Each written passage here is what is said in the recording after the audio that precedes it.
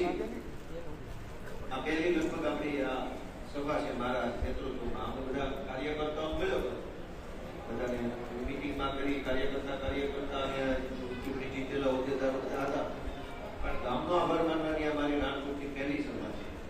એટલે પહેલી સભામાં તમે આટલી મોટી સંખ્યામાં હાજરી આપી એટલે મને ગર્વ થઈ, મને સારું લાગ્યું, ખુશી થઈ. એ બદલ હું તમારા બધાનો ખૂબ ખૂબ આભાર વ્યક્ત કરું છું.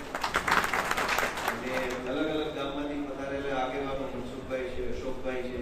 અશોકભાઈએ ખૂબ સારી મહેનત કરી, પણ થોડુંક ચૂંટણીમાં જો કે એવું છે, હું એકવાર હારી ગયો, પણ આમાં હિંમત હારી જાય તો જ હારી ગયો.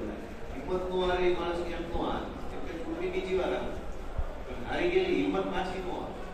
એટલે એક વાર હારો ચૂંટણી કે બે વાર હારો એવું કઈ હોતું નથી. ચૂંટણી તો એવી વસ્તુ છે કે એમાં લાગેલા રતો જીતતા જ.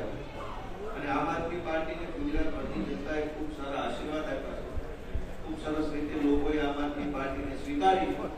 એટલે મને એવું લાગે છે કે આવનારા દિવસોમાં ખૂબ સારું કામ આમ આદમીના નેતૃત્વમાં ગુજરાતની જનતા સુધી પહોંચવાનું છે. એવા જેવા તો આમ તો ઘણા વિષયો છે, પણ મારી વાત ટૂંકી રાખું છું. 10 વાગ્યા છે તો લાંબુ આવી શકે નાસ્તાનો કાર્ય સાહેબનો વિશેષ આભાર વ્યક્ત કરું છું.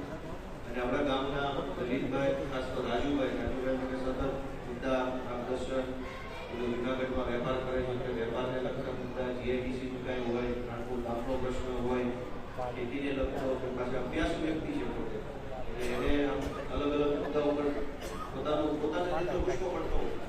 એટલે એ મને ધ્યાન કર્યા કરે. વિધાનસભામાં ઘણા મુદ્દા મારું ધ્યાન દોર્યું છે. જીઆઈડીસીમાં ઇકોઝોન લગાવ્યો છે અને એના કારણે ખેડૂતોને ખૂબ તકલીફ પડી રહી છે.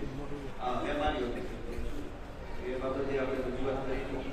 અને જે ટાઈમ હું વિધાનસભામાં તમારા આશીર્વાદથી બોલ્યો, બધું તમે સાંભળ્યું કે સાંભળ્યું નથી આવ્યું બધું અહીંયા કેટલા વિષય બોલ્યો.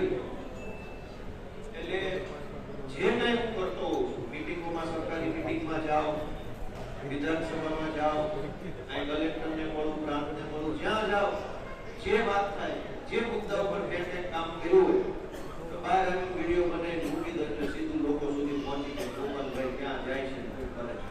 કોઈ વસ્તુ છાની રાખવાની જરૂર નથી. આપણે કંઈ ખોટું કરવું નથી. આપણે કંઈ ચોરી રાજનીતિ ચોરી નથી કરી, ભટકી નથી કરી. પહેલા તો એવું હતું, જે લોકો રાજનીતિમાં આગેવાનો છે ખબર હશે, સરપંચ સાહેબ છે, દેવસીભાઈ છે, બધા આગેવાનો છે, એને ખબર હશે કે ભાઈ ધારાસભ્યની ગ્રાન્ટ એટલે એમાં 10% પહેલા રોકડા દેવા અથવા એના માણસને કામ દેવું પડે તો જ તમારા ગામમાં ગ્રાન્ટ નાખે. ધારાસભ્યને નક્કી કરેલો વ્યક્તિ હોય એટલે તમારા ગામમાં બ્લોક કરતા